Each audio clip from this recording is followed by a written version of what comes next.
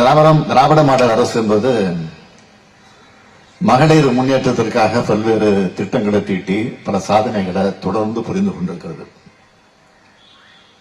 நேரத்தினுடைய அருமையை கருதி ஒரு சில முத்தாய்ப்பான திட்டங்கள் மட்டும் இங்க நான் பட்டியல் போட விரும்புகிறேன். கட்டணமில்லா விடியல் பயணம் திட்டம். அரசு பள்ளிகளில் படிச்சு கல்லூரிக்கு போற மாணவிகளுக்கு மாதந்தோறும் 1000 ரூபாய் வழங்குகிற புதுமை பெண் திட்டம்.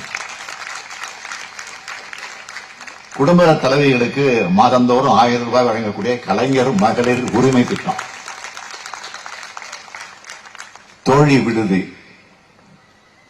வெளியூர்ல இருந்து சென்னைக்கு வந்து வேலை பார்த்துட்டு இருக்கவங்களுக்கு ஹாஸ்டல்ல தங்கி விடுதிகளில் தங்கி தனியாருடைய எங்கேயாவது தங்கி வாடகை எடுத்து தங்கிட்டு இருந்தாங்க. அவங்களுக்குன்னு ஒரு பாதுகாப்பா தோழி விடுதின்னு ஒன்று கட்டி இன்னைக்கு மாவட்டம் முழுவதும் கட்டி கொண்டு இருக்கிறோம்.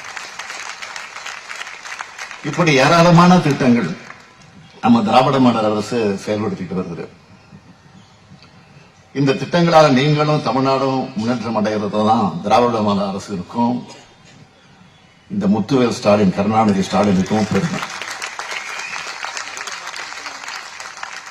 இப்படி தமிழ்நாட்டோட வளர்ச்சிக்கும் அடித்தளமாக இருக்கக்கூடிய பல திட்டங்களை நாம எவ்வளவோ செஞ்சுட்டு இருந்தாலும், ஆனா அதே நேரத்தில் ஒன்றிய அரசினுடைய ஒத்துழைப்போ நிதி உதவியோ இல்லாம தான் நம்ம செஞ்சுக்கிட்டு இருக்கோம்.